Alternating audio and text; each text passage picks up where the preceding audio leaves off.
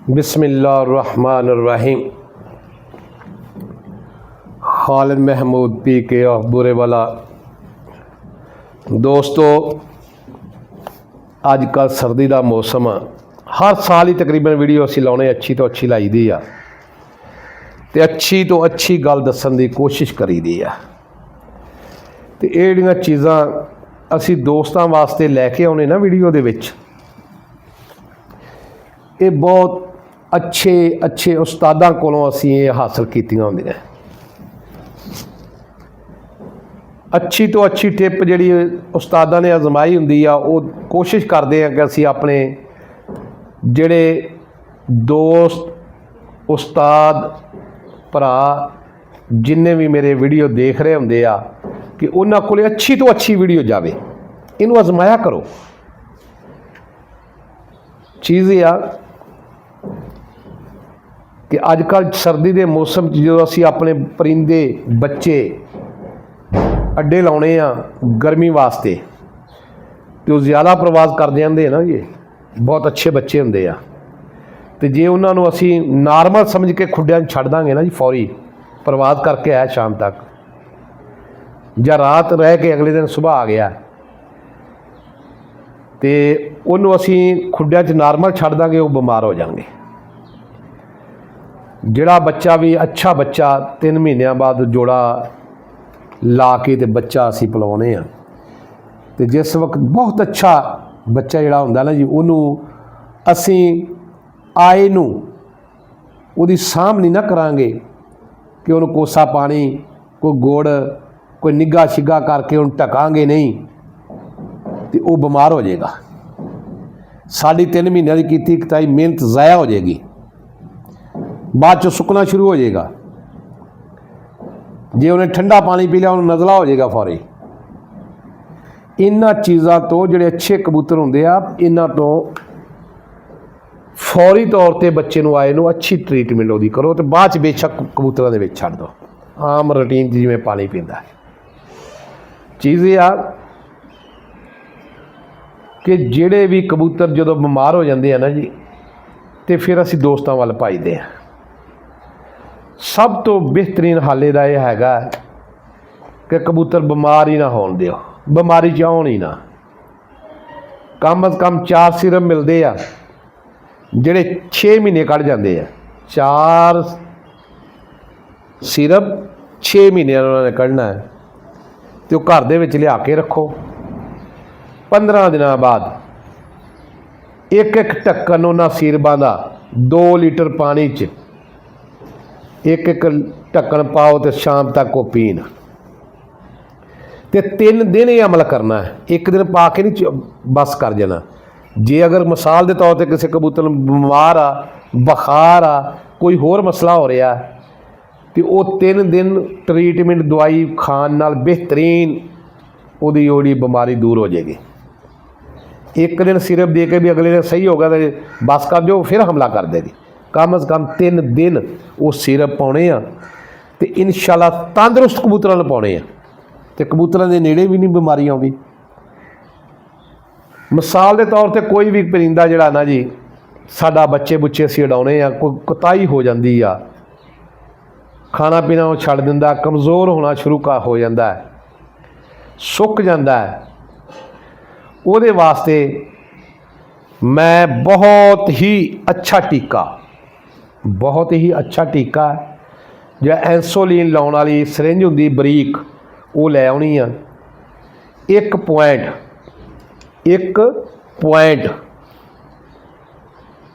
बच्चे दी कबूतर दी जिल्द चक के, जिसम गोश्त दे विच नहीं लाउणा, जिल्द चक के ते ਉਹਦੇ ਵਿੱਚ 1 पॉइंट छड्ड देना, तो 3 दिन वो टीका तुसीं 1 पॉइंट लाना है मुख्तलिफ जगह पर, तो इंशाअल्लाह ताला बच्चा जिहड़ा सुकदा पिया होएगा बिल्कुल हरा हो जाएगा। लेकिन 3 दिन लाना किवें आ? 48 घंटे बाद एक, ये नहीं कि अज लाता तो सुबह फिर तुसीं 12 घंटे बाद लाओ, नहीं। 48 घंटे बाद दूसरा, तो 48 घंटे बाद तीसरा, तो लाउणा 1 पॉइंट आ, तो लाउणा जिल्द दे विच आ। ਟੀਕਾ मैं तुहानूं दिखा रहा, टीके का नाम भी दस रहा। ये जिहड़ा टीका ना जी, ये टीका मिलेगा मैडिकल स्टोर तो, जानवरों का जिहड़ा मैडिकल स्टोर हुंदा उस जगह तो। तो इसकी कीमत की आ, सिर्फ मामूली जी कीमत है 100 रुपए। ये घर दे विच होना चाहिए। कोई भी परिंदा थोनों दाना दूना नहीं खांदा नज़र आउंदा, कमज़ोर नज़र आउंदा है, उन्होंने नरम गज़ा थोड़ी जी दे के फिर टीका लाना है। वैसे नहीं खाली पेट ला देना।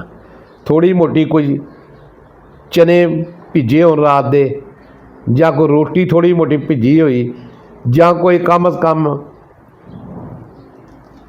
अपना असासे कोई लै आओ, किसी किस्म के कोई दलीए का कोई भी जिहड़े आपां बच्चों नूं दिंदे आ सिरीलैक्स, कोई 10 सीसी वो दे दो, बाद टीका लाउणा है।